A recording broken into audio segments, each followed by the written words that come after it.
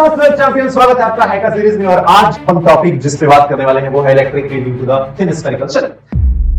तो यहां पर हमारे पास एक थिन स्फेरिकल शेल है जिस पर Q चार्ज है, जिसका रेडियस है R। और अब हमें इस थिन स्फेरिकल शेल के दो पॉइंट्स पर फाइंड आउट करना है इलेक्ट्रिक फील्ड। एक है पॉइंट P जो कि इस शेल के बाहर है जिसका डिस्टेंस है स्मॉल r, और एक पॉइंट है जो कि इस शेल के अंदर है जो कि है r, जिसका डिस्टेंस है स्मॉल r2। मुझे r और p इन दोनों पॉइंट पर इलेक्ट्रिक फील्ड फाइंड आउट करना है। अगर आप लोगों को नहीं पता हैकर सीरीज क्या है, तो ये वो सीरीज है जो कि आपके क्लास 12th का अल्टीमेट वेपन होने वाला है, क्योंकि इस सीरीज में मैं class 12th complete physics 5 to 10 minute videos के अंदर में करवाने वाला हूं। इसका प्लेलिस्ट आपको इसी चैनल पे मिल जाएगा। फटाफट जाइए और इस सीरीज को फॉलो करिए, अपने दोस्तों के साथ शेयर भी करिए। तो चलिए सबसे पहले हम बात करते हैं इस पॉइंट P पर इलेक्ट्रिक फील्ड कितना होगा। तो मैंने यहां पर एक गॉसियन सरफेस बना लिया, और गॉस लॉ हम यहां पर अप्लाई करेंगे। दोस्तों गॉस लॉ क्या कहता है कि गॉस लॉ जो फाई है, जो टोटल इलेक्ट्रिक फ्लक्स है, वो बराबर होगा उस गॉसियन सरफेस के अंदर टोटल कितना चार्ज इनक्लोज है डिवाइडेड बाई एप्सिलॉन नॉट। यानी जो आपका गॉस लॉ है वो हो जाएगा फाई बराबर integration of E into D A vector बराबर Q enclose upon epsilon not. ये हो जाएगा हमारा गॉस लॉ।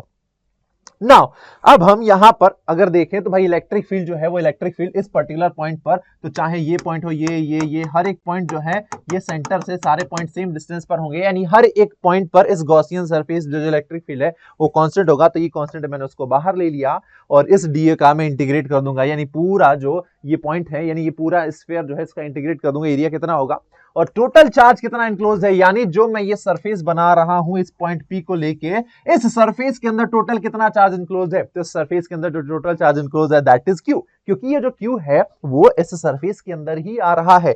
तो क्या हो जाएगा Q upon epsilon not. Now अगर मैं देखूं इसका एरिया, तो इसका एरिया कितना हो जाएगा दोस्त।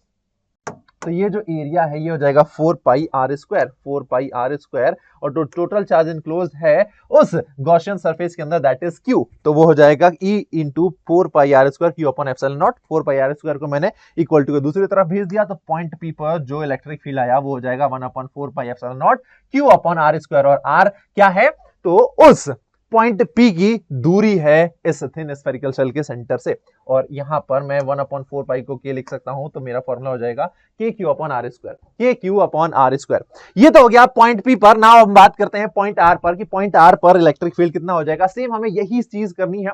अब देखो सेम यही चीज करना है, गॉस लॉ लगाएंगे पॉइंट R पर। तो जो हमारा गॉस लॉ है जो कहेगा कि जो इलेक्ट्रिक फ्लक्स है वो बराबर हो जाएगा E इंटू डी का इंटीग्रेशन, जो कि होगा Q enclose divided by epsilon not.